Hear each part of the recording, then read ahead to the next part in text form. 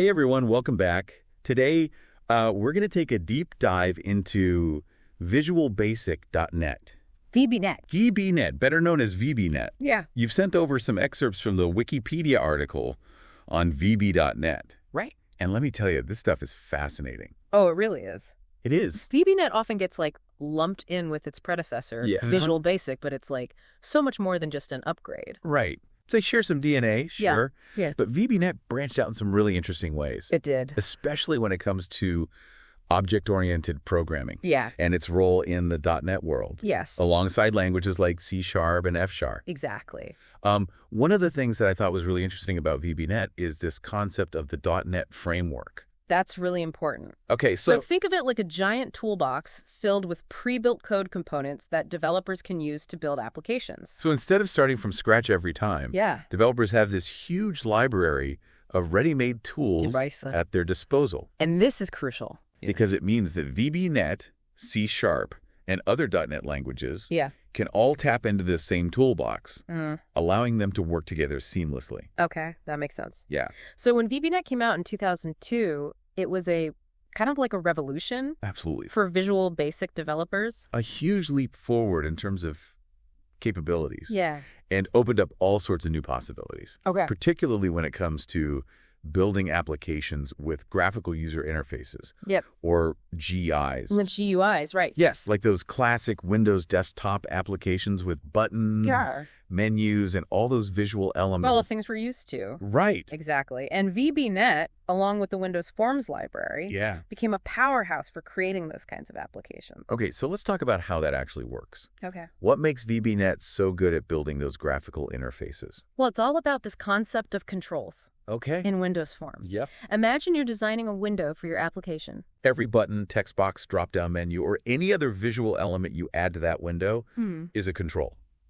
So it's like building with digital Legos. That's a great way to put it. Right. You're snapping these controls together to create the look and feel of your application. Yeah. And each control comes with a set of properties that define its appearance and behavior. Like its size, position on the screen, color, font. Exactly. The text that it displays, and so on. Precisely. And here's where the control class comes in. Okay. It's like the master blueprint that defines the basic characteristics of every control in Windows Forms. So it sets the foundation for how all of these controls work and interact with the user. Exactly. The control class provides the essential properties, like location, size, color, font, and text. Yeah. It even handles events like clicks and drag-and-drop actions. So it's like the DNA that gives each control its basic look and functionality. That's a great analogy. And on top of that, VBNet provides tools and techniques for manipulating these properties and responding to events, allowing developers to create dynamic and interactive applications. You mentioned that VBNet made a big splash in 2002. It did. Was it considered a stable language right from the start? Well, it certainly brought a lot of innovation to the table. Yeah.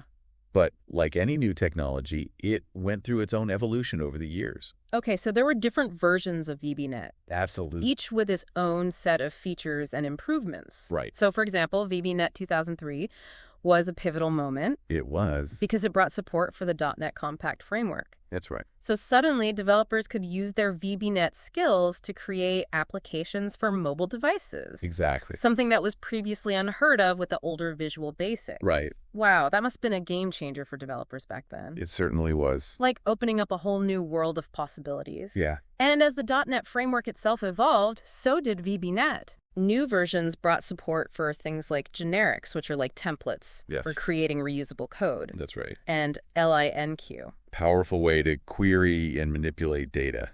So VBNet was constantly keeping up with the latest trends in software development. Exactly. And along the way, there were some interesting developments.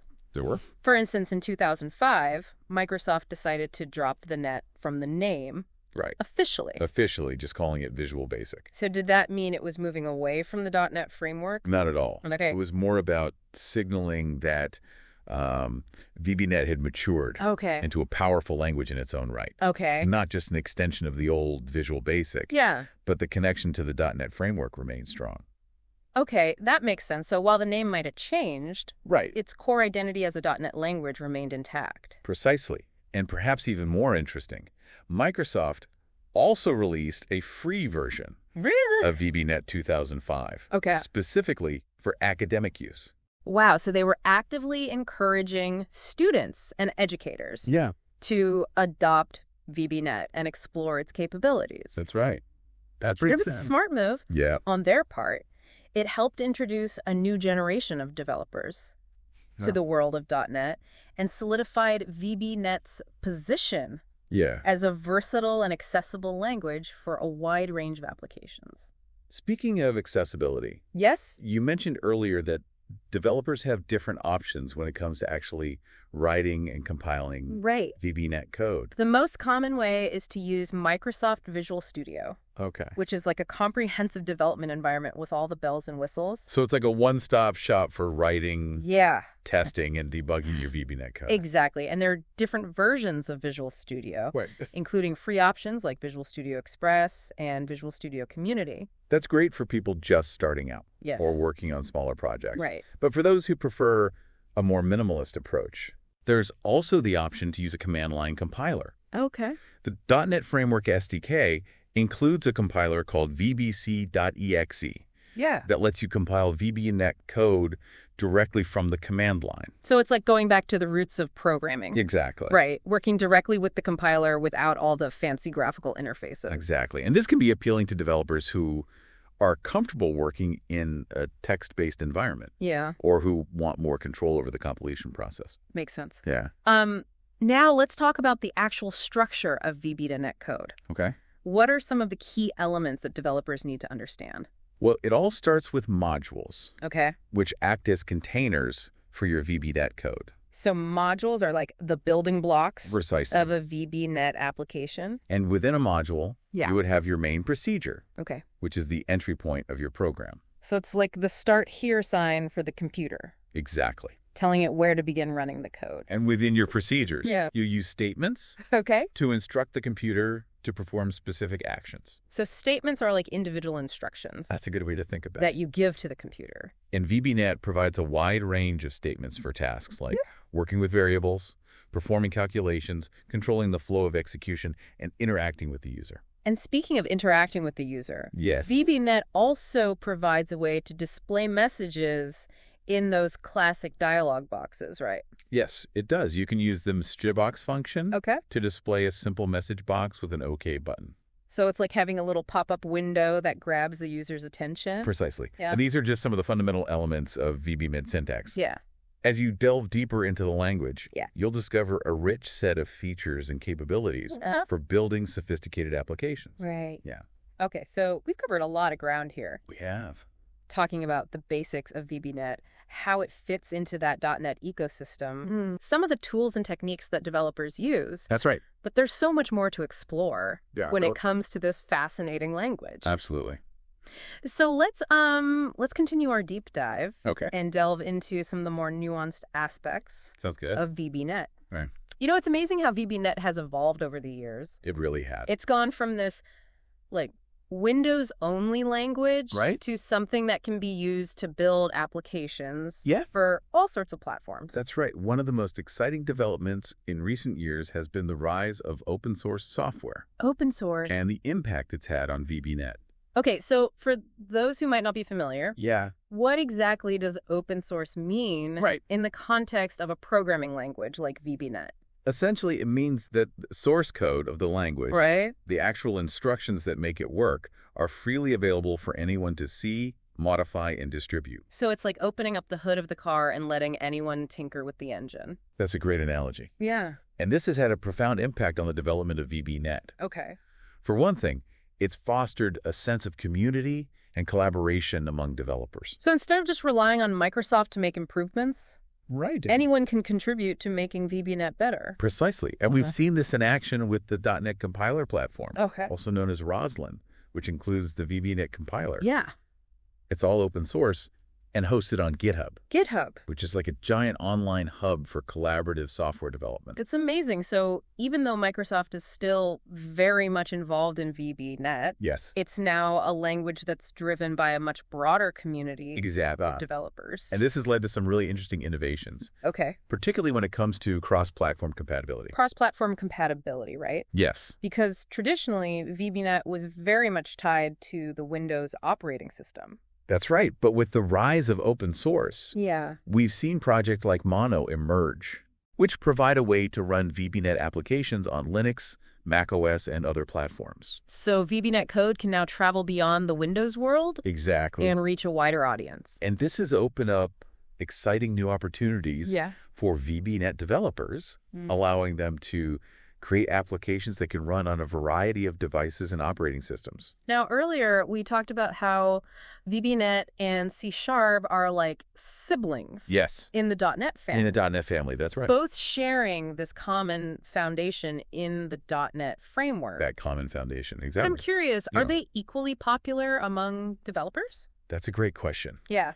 While both languages have their strengths and have been widely adopted, it's fair to say that C# has gained more traction in certain areas, particularly in the world of web development and mobile app development. So is VB.NET sort of falling behind in those areas? Not necessarily. Okay. VB.NET continues to be a strong choice for building desktop applications and for certain types of enterprise software development, and it's benefited from many of the same advancements in the .NET framework as C#.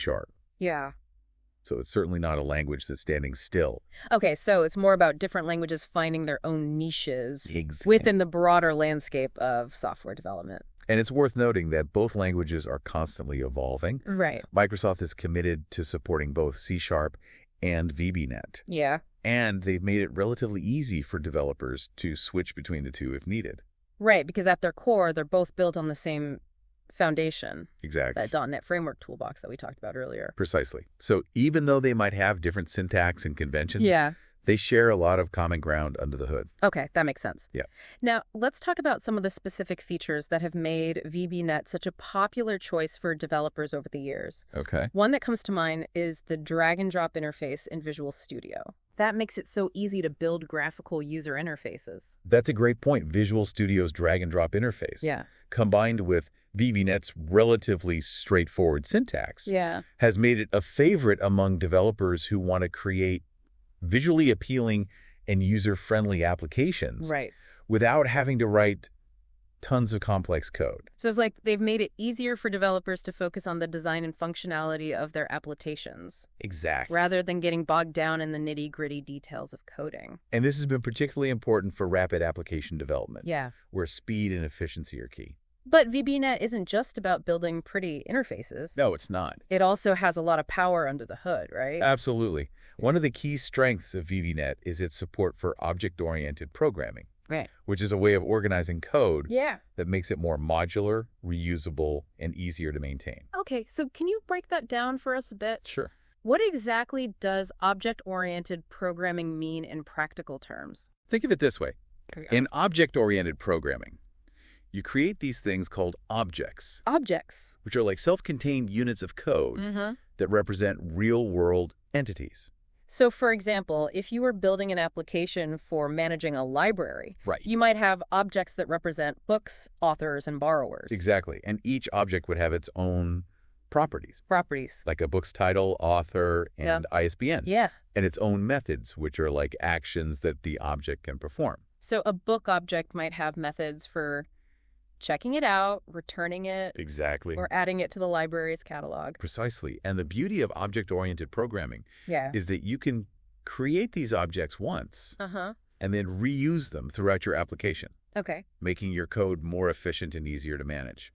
That makes sense. So VB.NET's support for object-oriented programming has really helped it become a more robust and versatile language. Absolutely. It's one of the key features that has allowed VB.NET to evolve beyond its roots as a language, primarily for building simple desktop applications, and into a powerful tool for creating complex and sophisticated software systems. Now, earlier we talked about how VB.NET has embraced the world of open source. We did. But I'm curious, has this had any impact on the development tools available for VB.NET? It certainly has. While Visual Studio remains the most popular choice. Yeah. The open source community has also created some interesting alternatives, such as Shark Develop and Mono Develop. So developers now have more options Exactly. when it comes to choosing the tools that best fit their needs and preferences. And these open source tools often bring their own unique features and perspectives to the table, fostering innovation and providing developers with a wider range of choices. Now let's talk about some of the more recent developments in VBNet. Right. One that stands out is the introduction of async and await keywords in VBNet 2012. Ah, yes. Async and await were a game changer for developers working with asynchronous operations, such as network requests or file input-output.